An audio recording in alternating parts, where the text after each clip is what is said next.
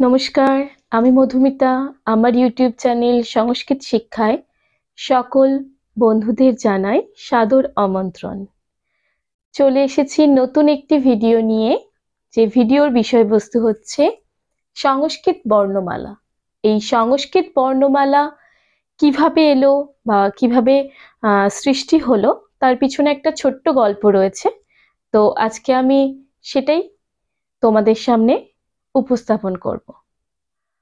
আর তার আগে একটা কথা বলে রাখি, যেটা হচ্ছে আমার এই ভিডিওগুলো যদি ভালো লেগে থাকে অবশ্যই অবশ্যই আমার চ্যানেলটিকে সাবস্ক্রাইব করবে এবং লাইক কমেন্ট শেয়ার করতে ভুলবে না। আর কথা না বাড়িয়ে চলে যাই ভিডিওর মূল বিষয়বস্তু, সংস্কৃত বর্ণমালাতে। আচ্ছা, বর্ণমালা বলতে আমরা সবাই জানি বর্ণমালা অর্থাৎ অক্ষর, অক্ষরের একত্রিত রূপ, তাকেই আমরা বর্ণমালা বলে জেনে রাখি। অনেকের একটা ধারণা হয়ে আছে, মানে অনেক মানুষরা এটা মনে করে থাকে যে হিন্দি বর্ণমালা এবং সংস্কৃত বর্ণমালা বা দেবনাগরী অক্ষর যেটাকে বলা হয় সেটা এক। তার মানে কি এটা যে হিন্দি থেকে সংস্কৃত এসছে?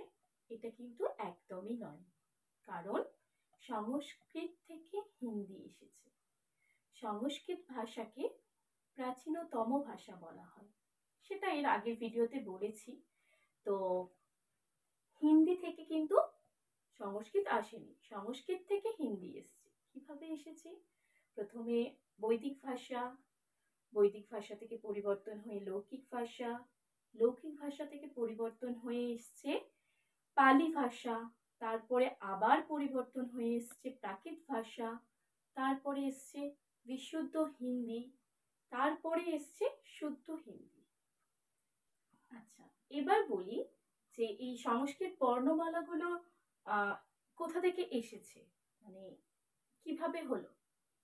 তো তার জন্য আমাদের জানতে হবে মাহেশ্বর সূত্র।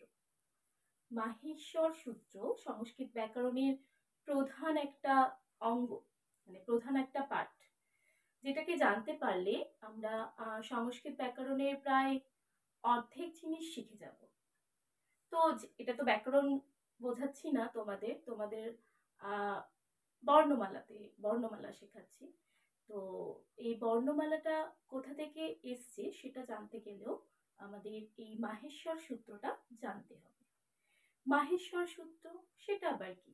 মাহেশ্বর সূত্র হচ্ছে, মাহেশ্বর মানে মহা ঈশ্বর, যেটা হচ্ছে আমরা যাকে বলে থাকি তিনি হচ্ছেন স্বয়ং ভগবান শিব, তার সূত্র।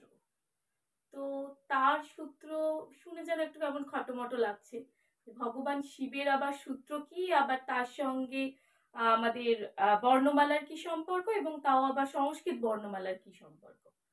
তো বলবো, সেটাই বলবো আজকে। মাহেশ্বরের হচ্ছে 14টি সূত্র রয়েছে। আচ্ছা, এবার এই যে ভগবানের শিবের সূত্র থেকে কিভাবে বর্ণমালা এলো।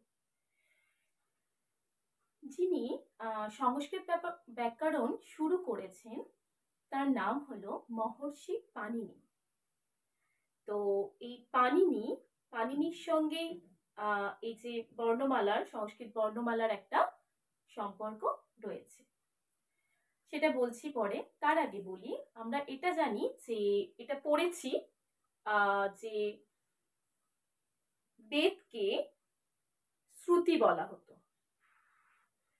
কেন বলা হতো না, তখনকার দিনে প্রাচীনকালে কি হতো না, গুরুর আশ্রমে শিষ্যরা বসে থাকতো, সেখানে গুরুর মুখের বাক্য শুনে তারা শিষ্যরা সেই গুরুর মুখের কথা শুনে সেটাকে মনে রাখতো। এটা আমরা প্রত্যেকেই জানি। তো সেই শুনে শুনে মনে রাখার যে ব্যাপারটা, সেটা একটা সময় মনে হলো যে শুনে মানুষ কত মনে রাখতে পারে, প্রত্যেকদিন যাচ্ছে গুরুর আশ্রমে, গুরু বলছেন, সেগুলো মনে রাখছেন, হতেই পারে একটা শব্দ বা একটা লাইন বা একটা অধ্যায় ভুলে যেতেই পারে, যখন মানে সোনার উপর সোনা, সোনার উপর সোনা, সোনার উপর সোনা হয়ে যাচ্ছে, তখন সেটা অটোমেটিক ফুলে যেতেই পারে। তো তার জন্য মহর্ষি পাণিনি ভাবলেন যে এটাকে তো যদি এই কথাগুলোকে বা গুরুর যে বাক্যগুলোকে এগুলোকে যদি লিপিবদ্ধ করে রাখা হয়, তাহলে কি হবে না, একটা জায়গায় লিপিবদ্ধ করা থাকবে, তাহলে যেমন তেমন থাকলো, তার উপরে আবার যেটা হলো সেটা ধীরে ধীরে বাড়বে, মানে তার থেকে কোনো লাইন, কোনো শব্দ, কোনো অধ্যায় কিছুই ভুল হওয়ার নয়। তো সেই লিপিবদ্ধটা কি করে হবে, বর্ণটা কোথা থেকে আসবে? তো যেমন ধরো এই যে ওম ভূর্ভুবঃ স্বাহা তস্য বিতুর্বরেণ্যং, এটি হচ্ছে ঋগ্বেদের একটি মন্ত্র। তো এখানে ওম ভূর্ভুবঃ স্বাহা এই যে কথাগুলো কিভাবে লিখব, তার জন্য মহর্ষি পাণিনি কি করলেন, এই যে শিব, ভগবান শিবের আরাধনা করলেন। সেখানে তিনি তপস্যা করে ভগবান শিবকে আরাধনা করার পরে ভগবান শিব কি করেছিলেন, তাণ্ডব নৃত্য শুরু করেছিলেন। ভগবান শিবের হাতের যে ডমরুটা ছিল, সেই ডমরুটাকে তিনি 14 বার বাজিয়েছিলেন। এই 14 বার বাজাবার ফলে এক একবারে যে আওয়াজ বা যে ধ্বনিগুলো বেরিয়েছিল, সেই ধ্বনিগুলোকে মহর্ষি পাণিনি লিপিবদ্ধ করেছিল, একটি একটি করে লিপিবদ্ধ করেছিল। তো সেই লিপিবদ্ধ ধ্বনিগুলি এক কথায় বলা হয় মাহেশ্বর সূত্র। এবং এই মাহেশ্বর সূত্র যেগুলো আছে, তার মধ্যেই সমস্ত বর্ণগুলো আমরা পাবো। আচ্ছা, মাহেশ্বরের 14টি সূত্রের মধ্যে 4টি সূত্রকে আমরা লিপিবদ্ধ করেছি, মানে এখানে লিখে রেখেছি 4টি সূত্র।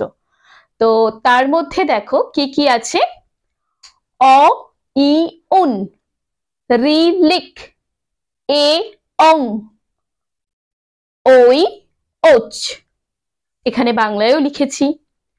কি কি হলো, অ ই উন, রি লিক, এ অং, ওই ওচ। আচ্ছা, এইবার প্রত্যেকটা সূত্রের হল, হল মানে হচ্ছে শেষ, শেষটাকে আমরা বাদ দেব।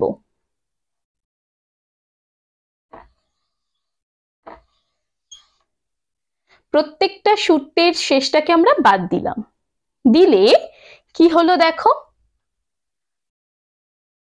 এই প্রথমটা আর এর শেষটা, এটাকে যদি ধরি আমরা, হ্যাঁ, তাহলে কি দাঁড়াচ্ছে, অচ। সংস্কৃত স্বরবর্ণকে বলা হয় অচ। তো এইবার দেখো প্রত্যেকটার হলগুলোকে যদি আমরা বাদ দিয়ে দিই, তাহলে কি দাঁড়াবে, অ ই উ, রি লি, এ ও, ওই ও। অর্থাৎ এর মধ্যে আমরা কি করলাম, আমাদের যে স্বরবর্ণ রয়েছে সেই স্বরবর্ণগুলোকে আমরা পেয়ে গেলাম। এছাড়াও আরো যে সূত্রগুলো রয়েছে সেগুলো আজকে বলছি না, যেমন হাজাবারালা, লং, জবগডদাস, হ্যাঁ, এরকম করে আরো 10টি সূত্র রয়েছে। তো আজকে আমরা শুধু অচ, অর্থাৎ অচ বলতে কি, স্বরবর্ণ, সেই স্বরবর্ণটা কিভাবে এলো এই মাহেশ্বরের সূত্র থেকে, সেটা নিয়ে আমরা আলোচনা করলাম। তো আজকের মতন ভিডিওটি এখানে শেষ করছি। যদি ভিডিওটি ভালো লেগে থাকে অবশ্যই লাইক, কমেন্ট, শেয়ার করতে ভুলবে না, আর চ্যানেলটিকে সাবস্ক্রাইব করতে। ততক্ষণ সবাই ভালো থাকবেন, সুস্থ থাকবেন, সকলকে ভালো রাখবেন। নমস্কার।